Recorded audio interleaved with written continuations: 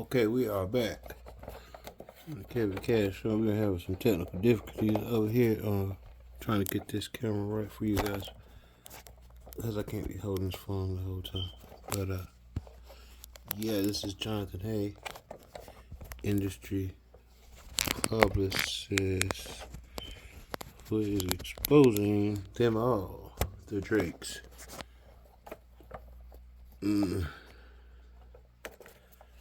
Let's see if this will. There we go. The Drakes, the DJ Khaled's. Also, shout out to where I found this video, to the podcast Truth Is, and the GOAT. Playlist, everything else is not the same. The media's changed. But as far as who is I've worked with, I came into business with a rock and roll group called Days of the New. We sold 3 million records. We were signed to Geffen and Interscope.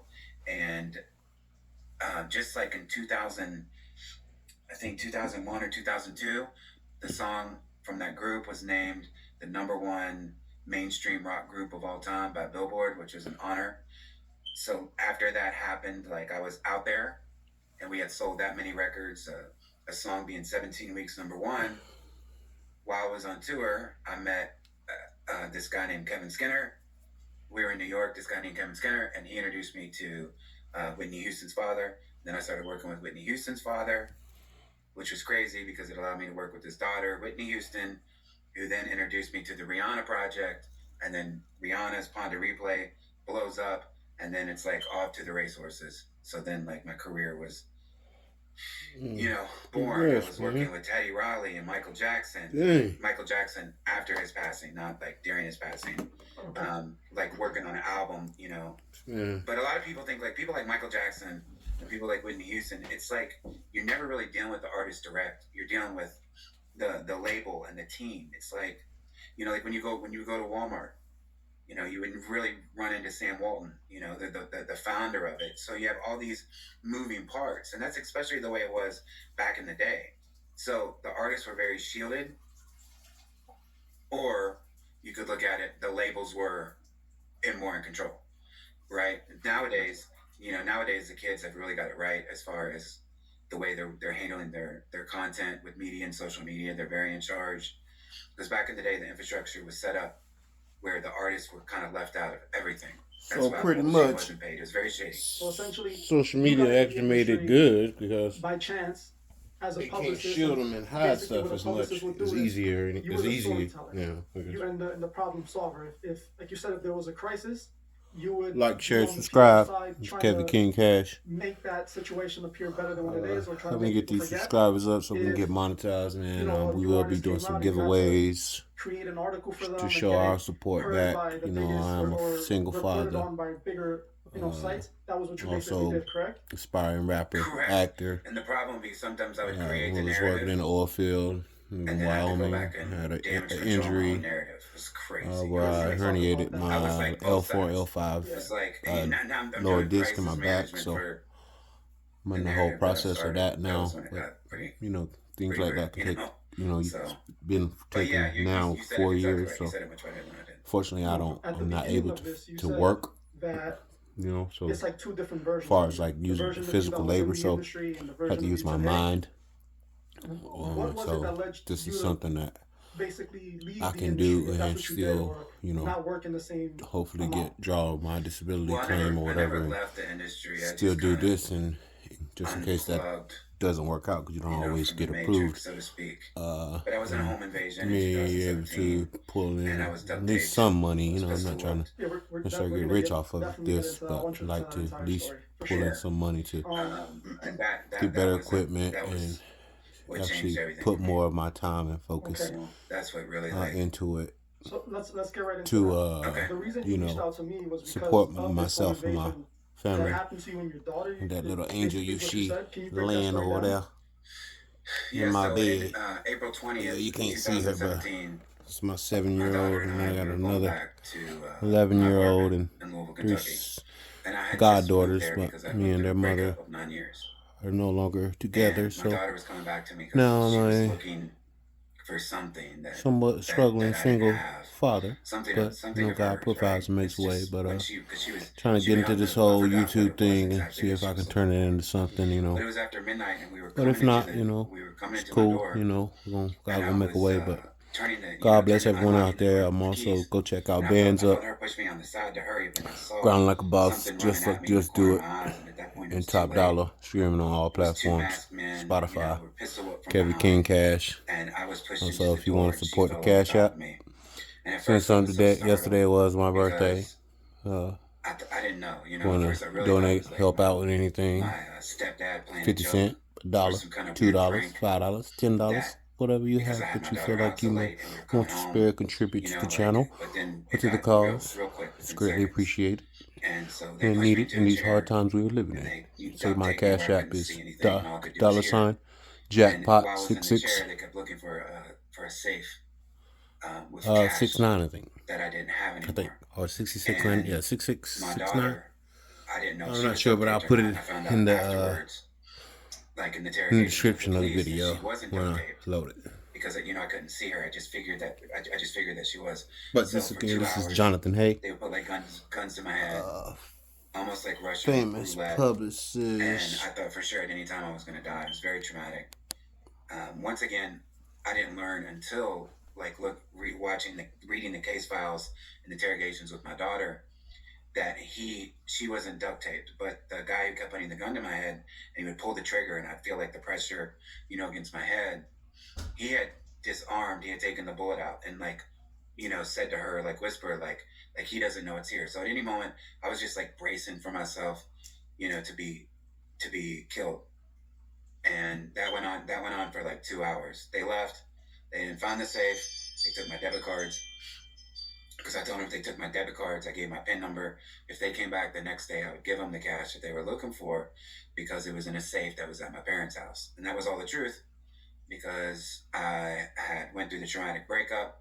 I had moved. I went to Florida to see my other child, and instead of leaving the safe in my apartment with a lot of cash in it, I did leave it at my parents' house. So I was just trying to get my daughter and me out of the situation.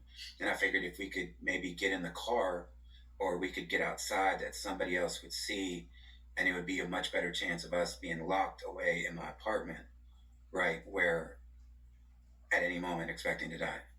I was just trying to basically protect her because I thought for sure that it was over for me. So while I was duct taped, I was praying. I kept praying to God, like if I survive this, then I'm gonna quit making the content that I do. I'm gonna quit, and not that I was making the content. You get as like a publicist doing as long as I did, and in marketing, you stop listening to the music, and it just becomes a product. And I wasn't even listening to the music I was promoting. I didn't have to. I just had to set up the media interview requests, set up, the media, da da da da da da da. I wasn't really focused and paying attention to what I was promoting. And then there I was duct taped, realizing that this is the type of content that I'm pushing out. Like I knew it was violent, I knew it was vulgar, obviously, but here I am now duct taped with my daughter, my 14-year-old daughter next to me. That's when I basically pleaded with God silently that if I survive this, then I'm going to quit doing any kind of music with any kind of violent content. And we survived. So that's when I really, really quit doing, rap music, hip hop, anything violent, vulgar, or anything like that. In the interview you recently did, you did an interview with Jaguar Wright, and you guys touched upon this, and you said that very thing. What exactly do you mean by that? Do you feel that the music that you were promoting, basically, since you were doing the promo, you were the PR person, and you were promoting this type of music, do you feel that it came back to like haunt you in a certain way, or like Correct. you were in that environment, you were seeing the actual music play out in front of you? Because if we think about hip hop and rap, they specifically talk about things like this. If we go to West Coast, there was a whole genre of home invasion music where they promoted, and if I wasn't mistaken, YG made a music video I'll say like 2-3 years ago, where he was telling people how to commit a home invasion. So essentially, you felt that at that moment, you were seeing the negative aspects of promoting this music onto the, you know, onto the people. You're correct. And so, like, after we found out who they were and they were arrested, the first one was arrested, obviously I'm going to go to his, like, Facebook, and I'm going to look around, and because I couldn't see him because I was duct tape. And when I went to his Facebook likes, he only had 2 or 3. And one of the people that he liked, you know, where you have like sports teams and artists, was one of my clients at the time, which was Boosie Badass. And I was like, whoa. You know, that really freaked me out because I was like, you know, he only likes a few people. He likes Boosie Badass. Boosie Badass was an artist that I just started working with, but it had nothing to do with him at all. You know, it's just that's what I'm telling you. Like that's the type of music that I was promoting, and I didn't even get a chance to promote anything with Boosie. Like he still follows me on Twitter, and you know I'm still cool with his people, but I didn't even get a chance to promote anything because when he hired me to bring me on, that happened, and that took me out. And I was working with this artist, Young Blue. I also want to talk about that. You said you prayed to God. Would you say that you felt that God in that moment helped you out of that situation? Mm-hmm, for sure. Do you feel that after that moment you saw things differently? Mm-hmm. Well, to be totally honest, like after it happened. Commercial break. What makes the Rhino sample so special is back to the Kevin King Cash Show. Like I said, like, share, subscribe. the vocals, It's your boy, Kevin King Just Cash. why we got stems. And I hate pitch commercials. control. I You know gotta what get I this want. whole editing I thing. think we're in there, right? That Right. worked. You know, but Party Pants have 45% more nutrients, so your kid is covered from head to toe. Smart. we is not promoting or any people that is promoting and supporting us here on the Kevin King Cash Show. Like, share, subscribe. Jonathan Sale Hayes. at Slumberland. Up to 50% off list prices. We Get a mo Soothing now. mattress for just $149. But yeah, go check out Bands Up. Just Do It, Top Dollar. Also, Grinding Like a Boss, streaming on all platforms. We are listening to publicist Jonathan Hayes, who's worked with artists Drake, Jay-Z's, Michael Jackson's, and Whitney Houston's, who's exposing the industry. A lot of males for being crooked, evil, and gay, I guess. Oh, well, let me take that word back. Not, well, no, it's nothing wrong with saying gay, because that's the right term, right? But people who prefer the same type of gender, which I have no problem with that. Like I was literally like walking If that's your preference. walking around my But, place, swearing and cussing at God, blaming God, and that was a changing moment because God can take that. I think God wants you to come to Him. Like He's, you know, like so when I say that, yeah, I was being like very blasphemous. I was being completely disrespectful, Amen. and I was so angry. But I also felt very, very comforted. After that, I felt comforted. But I went down the opposite way. So instead of going the positive way, for a while, I went the negative way, and I really got lost into like psychedelics and drugs. Like You're coping with the trauma. You know coping that's with the trauma. understandable. And also, a lot of people have that issue where they blame God when these type of things happen because we as humans, we ask God to protect us, and we say, God, you know, and we expect it in a way. And then when situations like this happen, we then ask God, why didn't He protect us? Follow but the thing him, is, watch a lot of his videos. we are in a world where everyone has the free good will. ones and walking in the light. Everyone is Have my in issues control and of, battles. you know, the things that they're doing. For And sure. With, God you know, gave us that free will so that He can determine things. who are the people who are His people. You know, who's going to choose God at the end of the day. And at that moment, you ask for God to protect you, and you might not know. In a way, He probably did, not from stopping that home invasion, but from changing your life so that you don't end up in that situation again later on.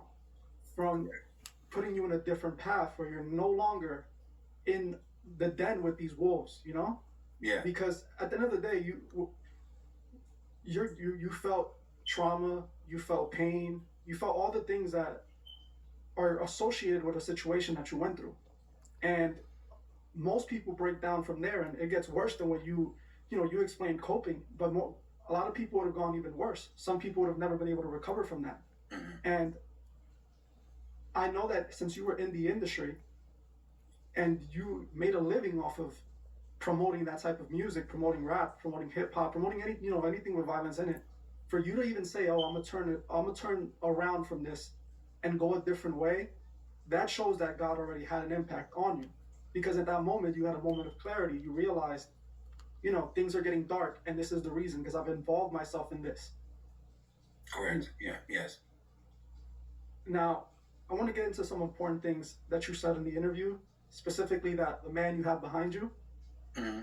In the interview you did with Jaguar Wright, you messaged me and you told me that Jaguar claimed that she believed Drake was somehow involved in this home invasion situation. That's correct. So I was working with two people. I was working with Boosie Badass, and I was working with Drake. And I was working with Drake through a situation that I can't talk about so freely. But yes, I was involved in the situation with Drake that is out there really heavy in the media. So when she said that, because 3 people pled guilty. Did Drake hire you directly, or was it Drake's baby mother?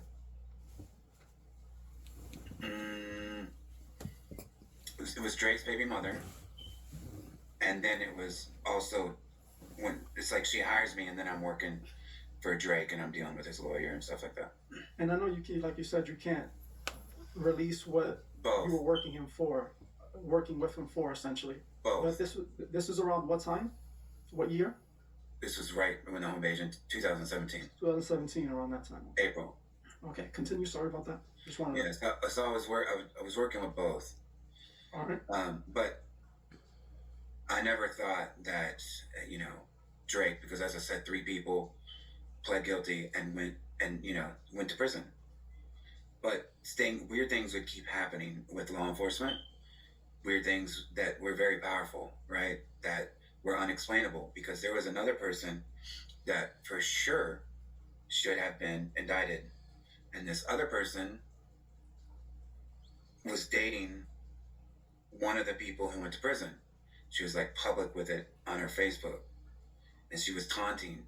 It was in a taunting way, right? I'll just say exactly what it is. She was my ex-fiance of 9 years.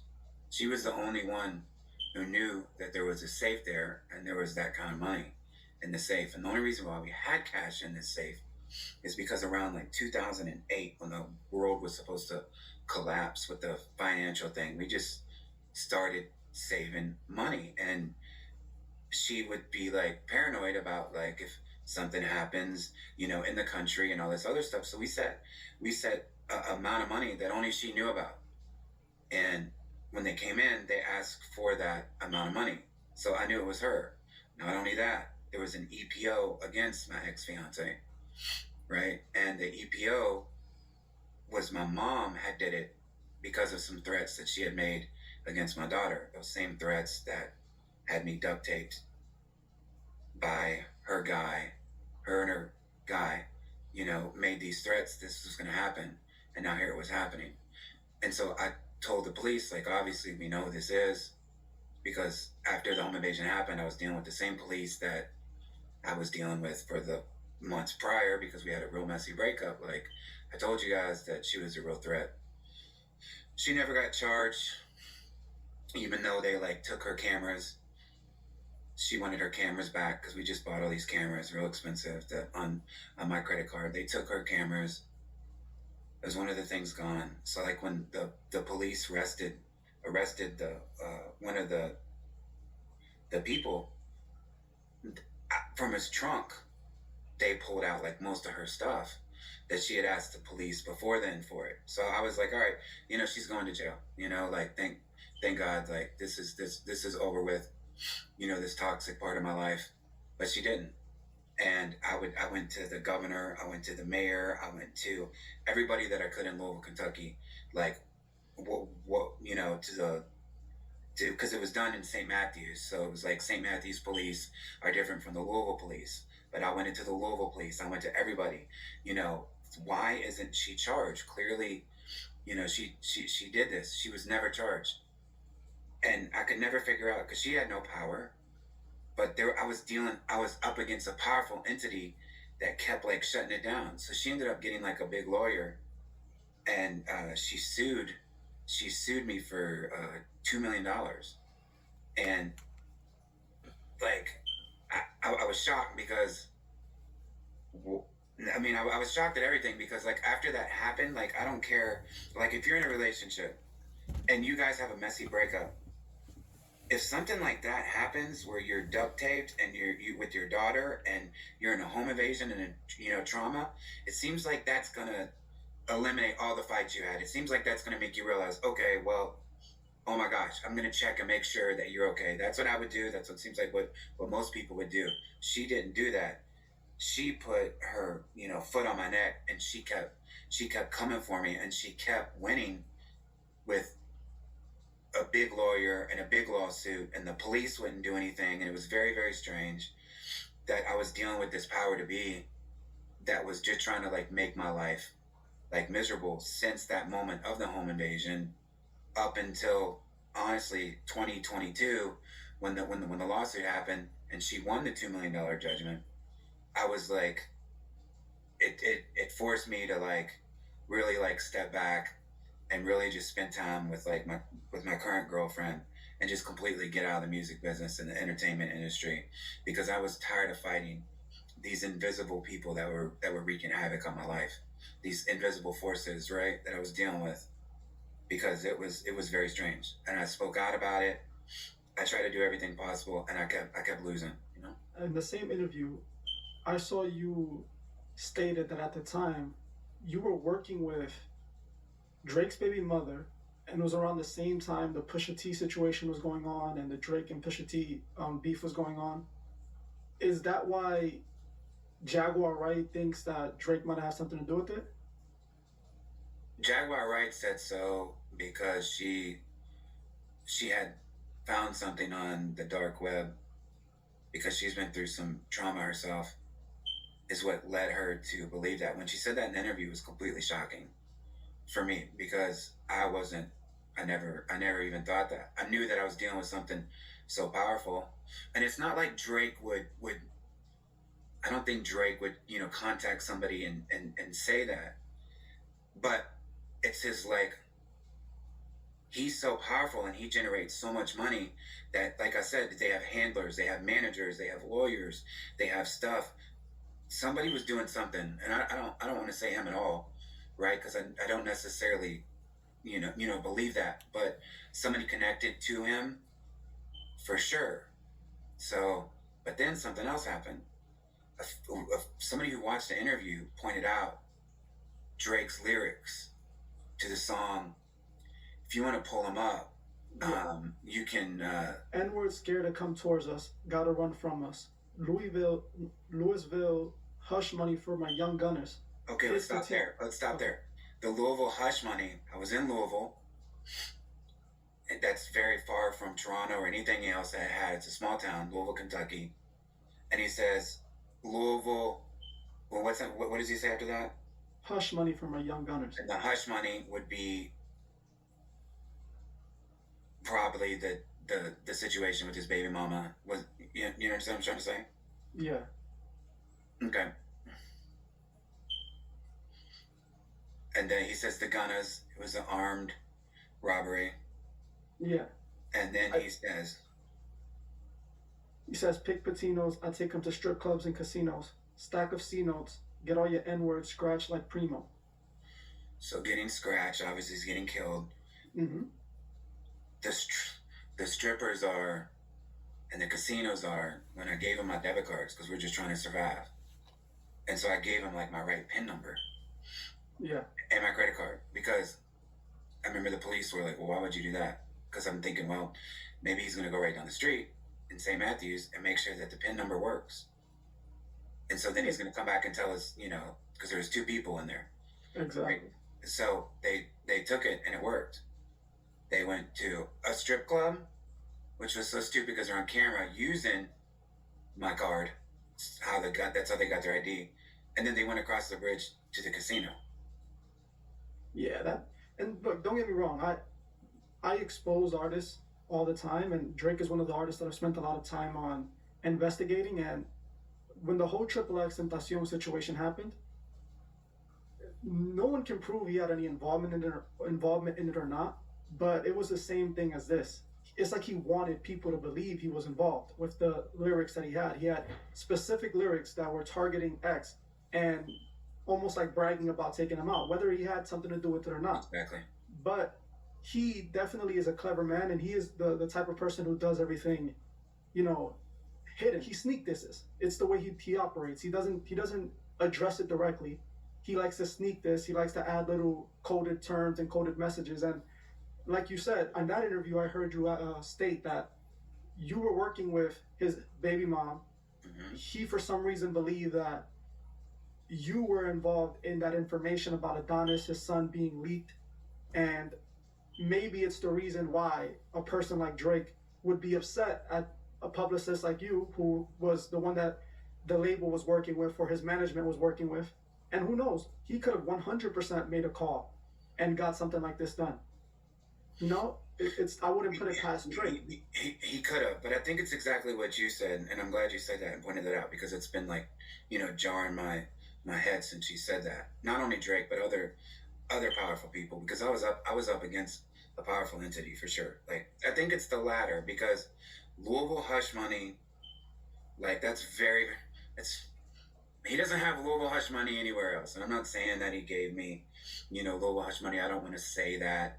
But people can kind of come to the conclusion. But Louisville hush money is very straightforward, you know, and coming with guns and then doing something and then going to strip club and casino, which is exactly where they went.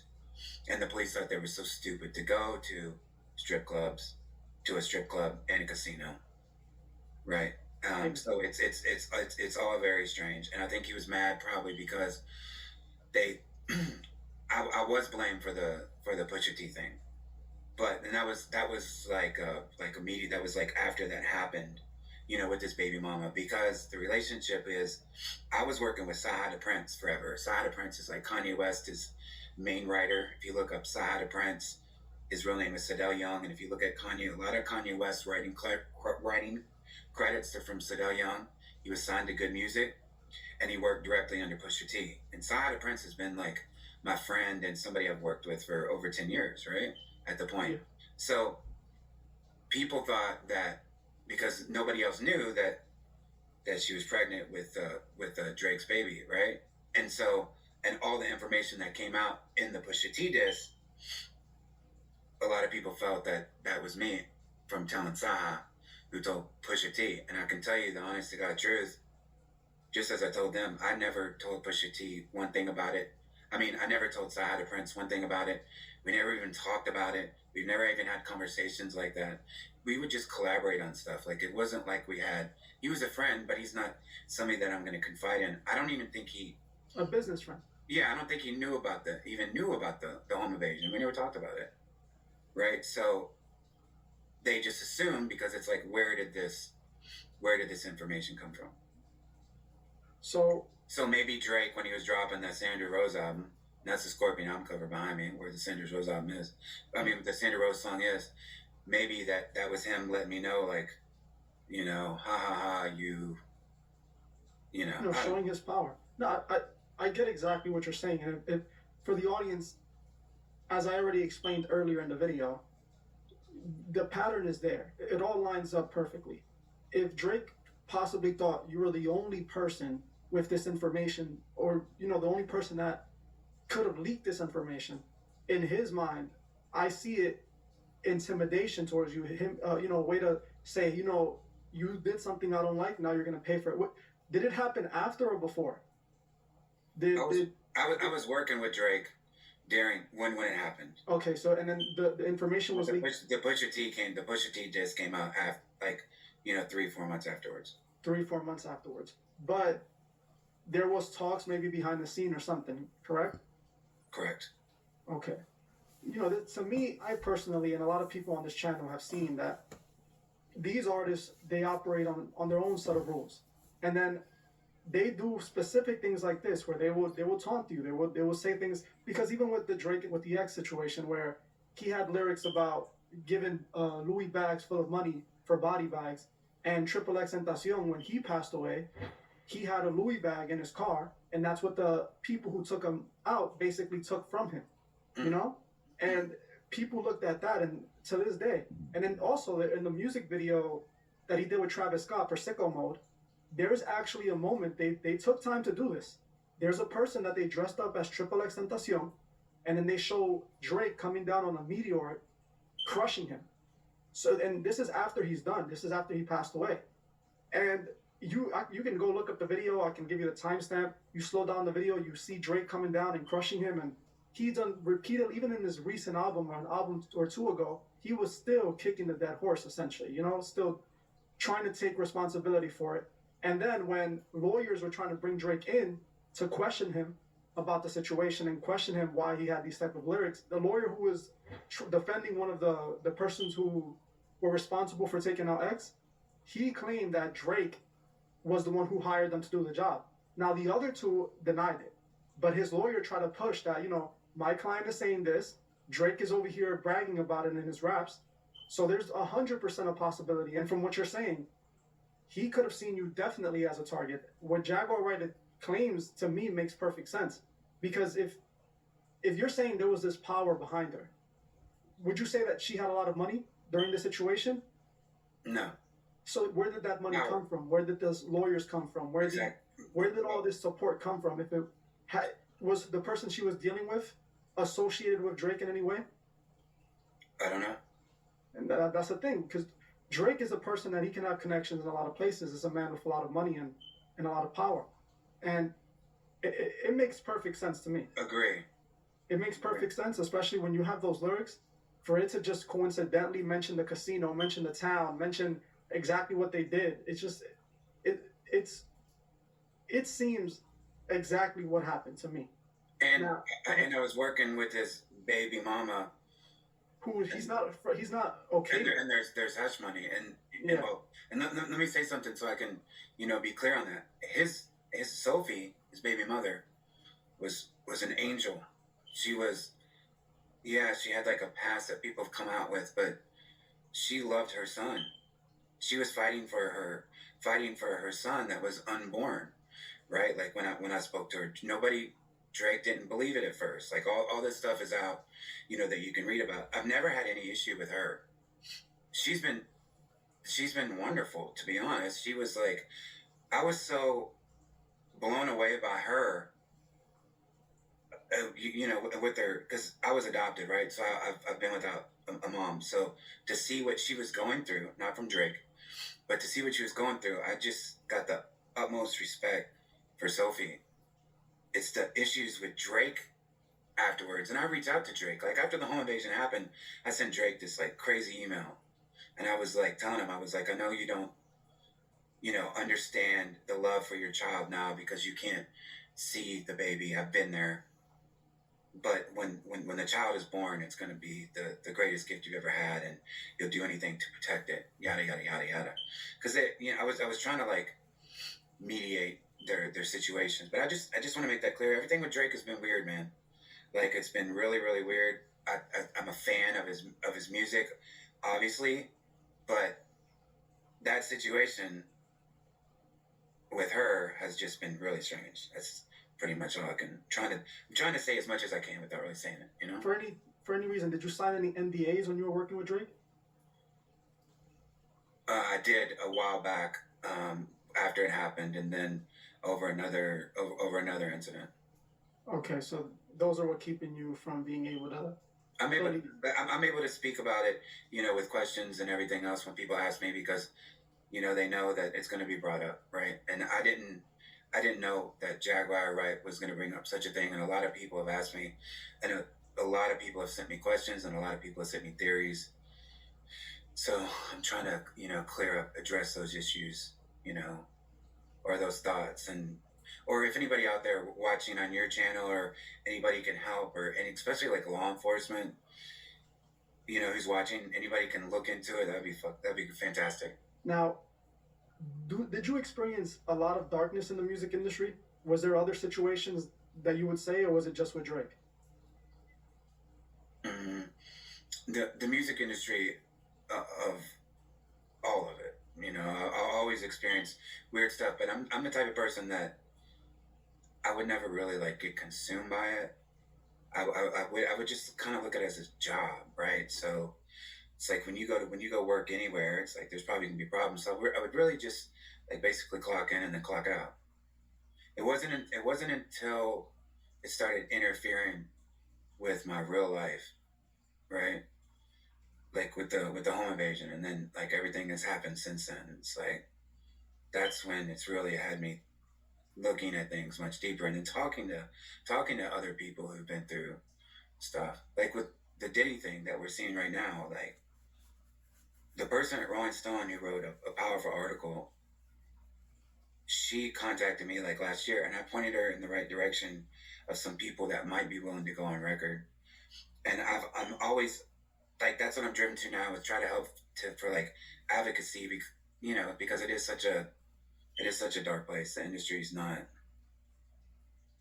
anything that people think it is. The bright lights are there To blind you. to blind you. Exactly. And would you say the part that you played in the music industry? See, on my channel, if you've seen some of my content, you know that Correct. I expose the industry. That's what I do. And I try to point people to God in the same way, because I feel that the music industry has people under this manipulation, under this profitable lifestyle that they get to benefit from, but the people that are actually living that lifestyle are not at all. They're destroying their lives, they're going through darkness, they're experiencing things. Would you say that the industry, from what you experience, is like a brotherhood? It's almost like a club where the things that are happening in it, they all agree to stay quiet about it. Everyone agrees to keep it keep it within the industry. And they paint this picture of, a different picture to the public. That's true. If you're relevant. Yes. But If once once you're not relevant, it's over. Now, But that's what's so good about people like you and your channels and real life productions that host Jaguar, because a lot of people say, oh, she's crazy, she's a conspiracy theorist, and she's so, like, when you watch her interviews, she's so smart, she's so intelligent, and she's like a real freedom fighter. She's Jaguar, right, on and off the camera, right? She's like, she could be promoting her music, but she's more promoting into getting her message out there and the truth. Like, she's really an advocate. She's really about that, which is very inspiring. Whatever people think about her, whatever people don't believe her, she believes it from experience that she's been through. 100%. She's just not, from what I've seen, she's just not going to come out there and say something that's not true. It's from people that she knows, and she knows a lot of powerful people. That's what I want to say about that. But yeah, like, it's an extremely dark, wicked place. And once you're relevant, you're loved, and then they kick you out. But as I was saying, people like you, people like real life. I went on a tangent. Sorry about that. People like you, people like real life, other social media and YouTube platforms. You can get the message out, and you can't be censored and blacklisted and blocked as easy as you could back in the day, right? Like when Jay-Z was like, people used to speak out about Jay-Z and Drake, they wouldn't have jobs. yeah, And then when they didn't have jobs, they're losing their homes, they're losing their cars, and then they're going through depression, and then they can't afford to get a lawyer to even sue. And then they would reach out to a lawyer for contingency, like, hey, will you take my case? They can't sue. That's why, like, a lot of these people, like, the Jay-Z's and the upper echelon of the level, nobody gives them lawsuit. You can't afford to even report stuff that's happened to you. You can't even come out and report it. And if you do a police report and you say a celebrity, the police think, oh, this guy's crazy, and they say, well, file a civil lawsuit. Well, how? When you don't have any money, because they've fired you, they've kicked you out, they've spit you out. So they're stuck, and that's why you see with like the Diddy thing, that lawyer that's handling a lot of the accusers. I would say that he's probably doing a lot of this on pro bono. no, he definitely is. I believe his name is Blackbird or something like that. Yeah, Tyrone Blackburn, correct. Yeah. Now, there's some things that you said a lot of what you said right now, it's first of all, the reason why platforms like this exist is one, because God, if one thing God is involved in is the truth. He's always going to allow the truth to exist. The truth is always going to be there. You just have to look for it, and there's going to be people that are telling the truth. And this platform is built on the truth and built on independence. We serve the people, not the industry.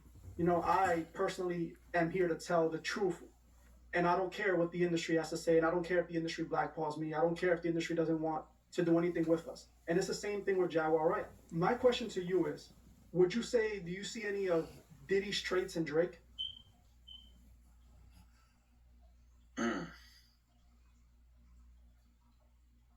Yeah, 100%. Because I think that if we're just being objective, we look at Jay-Z and we see when his children were born, we saw a change in Jay-Z, right? Especially as far as his content. Like, he put out 444, and he seems like he's trying to be an activist socially, even though it's definitely benefiting him. But he's like changed his ways. Like, you're not seeing Jay-Z in parties on social media. You're not seeing Jay-Z like the Jay-Z that he once was. Diddy never changed. Having the children that he didn't change him. You know, he kept going. He kept having these parties. And the thing with Drake is the very similarity, I would say, between him and Diddy that you're talking about is that very thing. Drake isn't, all his music that's came out is still the same, like, you know, party, fun vibes, you know, putting down women, degrading women, you know, glorifying, you know, sex, drugs, the good life, the good times. Like, that's what his music is about. And you still see him out and partying and whatnot, right? You're not seeing Jay-Z do that, right? He's not glamorizing anything like he used to. So if I were to say anything about Jay-Z positive, that would be it. It does seem like his life has changed since his daughters were born, right? At least his public persona. At least his public persona, right? But Drake, I would say, is a lot like Diddy in that way. You know, he's a partier, and he seems to like that kind of lifestyle. The fact that you mentioned Jay-Z, I want to actually ask you a question about Jay-Z.